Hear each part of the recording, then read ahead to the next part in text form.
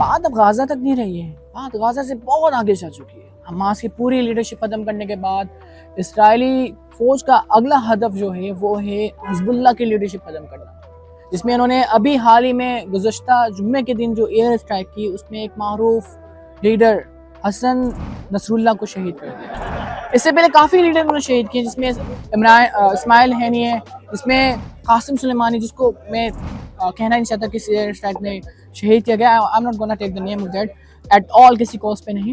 उसके अलावा जो ईरान के साबका सदर थे उनको भी एक हेलीकॉप्टर क्रैश में, जो कि आज तक पता नहीं चल सका, जिसमें शहीद कर दिया गया। काफ़ी सारी शहादत हुई, काफ़ी सारी शहादत हुई। तो ये जबर है, ये बिल्कुल जुल्म है, ये बर्बरियत है सहूनी रियासत की, जो कहीं नहीं रुकती। गाजा में हज़ारों लोगों को शहीद किया, लबनान में अभी भी बाकायदा तौर पे सिविलियंस को मार रहे हैं, बाकायदा तौर पे एयर स्ट्राइक होती है, बम गिरते हैं, बम्बार्डमेंट होती है, लोग मरते हैं, लोग शहीद होते हैं। इसका जिम्मेदार कौन? रीजन क्या है? वजह क्या है? क्यों इसराइल इस तरह से जो है एक के बाद एक मुस्लिम कंट्री को टारगेट कर रहे हैं? आखिर मकसद क्या है? मकसद आखिर है क्या? रीजन इज दैट ये वीडियो का आज जो पूरा मौक़िफ़ है वो मौक़िफ़ है, क्या ये तीसरी आलमी जंग की इब्तिदा है? क्या तीसरी आलमी जंग की इब्तिदा इसराइल ने कर दी है?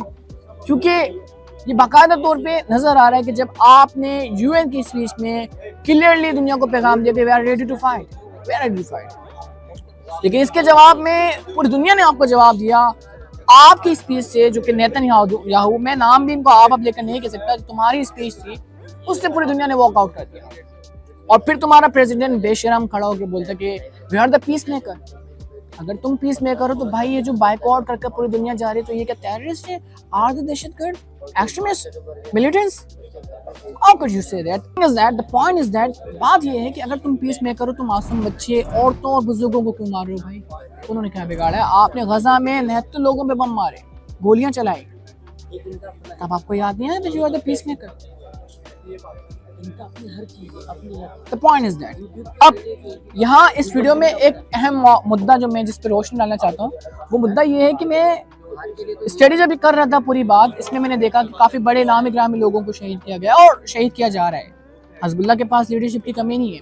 उन्होंने क्या किया? उन्होंने हसन नसरुल्लाह के बाद दूसरे लीडर खड़ा कर दिया, नईम इस्माइल को खड़ा कर दिया। उन्होंने कहा भाई ये है हमारा दूसरा लीडर, नईम कासिम। तो लीडरशिप की उनके पास कमी नहीं है। If you think that there is a leadership कमी, तो कमी नहीं है। अब बात क्या है? बात ये है कि जो उसमें मैंने जो सबसे एक ज़बरदस्त चीज़ पढ़ी, वो चीज़ ये पढ़ी कि डॉक्टर इसरार अहमद ने बाकायदा तौर पे पेशन गोई की थी, और पेशन गोई तकरीबन सही साबित होती जा रही है कि इसराइल या सहूनी रियासत ये अपने दायरे मदार तक महदूद नहीं रहेगी, ये आगे बढ़ेगी, ये गाजा कैप्चर करेगी, ये लबनान कैप्चर करेगी, इराक जाएगी, ये सीरिया जाएगी, उसके बाद अरब कंट्रीज जाएगी, सऊदीया जाएगी, और ये तमाम इन अरब कंट्रीज में एक पूरा एम्पायर खड़ा करेगी। जैसे वन ऑर्डर रिलीजन की भी पूरी सपोर्ट है, जिसे हम फ्रीमेसन्स के नाम से जानते हैं। सिवाय मदीना मुनव्वरा के इनको तमाम रियासतों पे अबूर होगा। अब मेरा बहुत अहम इसमें मुताला था, जो समझने की बात थी कि जब इतनी बड़ी बड़ी लीडरशिप को शहीद किया जा रहा है और ईरान के काफ़ी सारे इसमें नामी ग्रामी लोगों को टारगेट किया जा रहा है, तो ईरान रिटेलिएट क्यों नहीं कर रहा? ईरान खामोश क्यों बैठा हुआ है? ईरान स्ट्राइक क्यों नहीं कर रहा?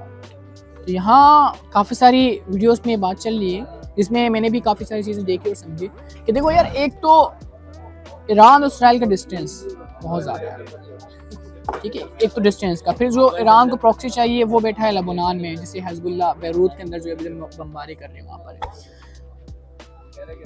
यहाँ एक तो ईरान की रिटेलिएशन अगर हो जाती है तो फिर उसका मतलब क्या होता है? फिर तो डायरेक्ट जंगे अजीम शुरू है, क्योंकि अगर ईरान रिटेलिएट करेगा तो फिर यहाँ 110% दुनिया शोर है कि अमेरिका इन्वॉल्व होगा, और अमेरिका इन्वॉल्व होगा तो पूरा का पूरा इन्वाइट कर देगा ईरान को। ईरान वहाँ से तकरीबन हम समझते हैं कि काफ़ी हद तक वहाँ पर हुकूमत का पलटना हो जाएगा, क्योंकि जहाँ जंग होती है और जहाँ जंग में शिकस्त हो जाती है वहाँ की हुकूमत का तख्ता पलट जाती है। जो कि वहाँ आप देखें ईरान में अभी भी काफ़ी कशमकश है, वहाँ के लोग बड़े परेशान, वहाँ के लोगों में बड़ी बेचैनी, काफ़ी पाबंदियाँ, काफ़ी चीज़ें।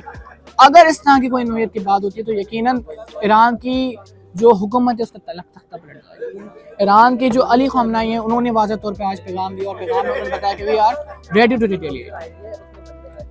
जो अभी तक पैगाम आए उनमें, जो वीडियो वायरल हो रही है कि वी विल बी पूरी आलम इस्लाम इनके साथ है। तो ये तो ईरान की तरफ से, लेकिन द थिंग इज दैट बाकी इस्लामिक कंट्रीज़ का क्या रोल है, वो कहाँ का है, कौन से अलायंस इस्लामिक कंट्रीज जो इस टाइम पे लबनान के साथ है। ठीक है, शहबाज शरीफ साहब ने स्पीच करी, उस स्पीच में बाकायदा तौर पर कहा वी आर नॉट, ठीक है, सीज़ फायर का ना कहा उन्होंने, जंगबंदी का ना कहा, लेकिन उन्होंने बड़ा सही तरीके की वहाँ स्पीच कुछ ना कुछ कर दिए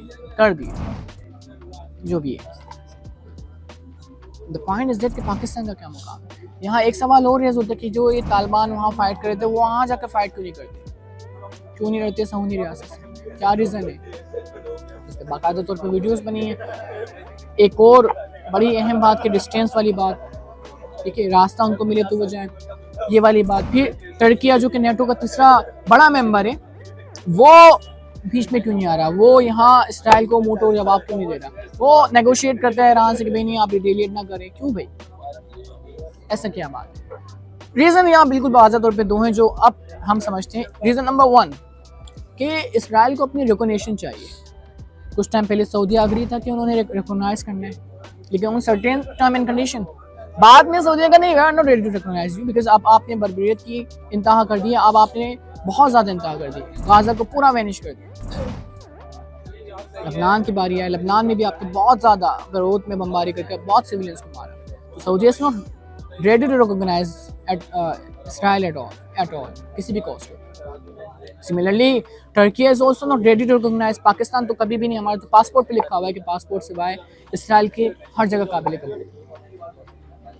तो एक तो बात ये वाली है कि भाई इसराइल को अपनी रिकॉग्निशन चाहिए, जिसकी वजह से इतने मसले हो रहे हैं। दूसरी बात जो सबसे मैं समझता हूँ इंटरेस्टिंग है, वो इंटरेस्टिंग ये कि भाई जो ये बेंजामिन नेतन्याहू है, ये बेसिकली अभी वहाँ इलेक्शन पोल होने वाले थे, तो इन्होंने किया क्या, इन्होंने जंग छेड़ दी, और जब जंग छेड़ी तो उनका जो डिफेंस मिनिस्टर था उसकी पूरी सपोर्ट उसको हासिल थी, जिसकी वजह से इलेक्शन डिले हुए।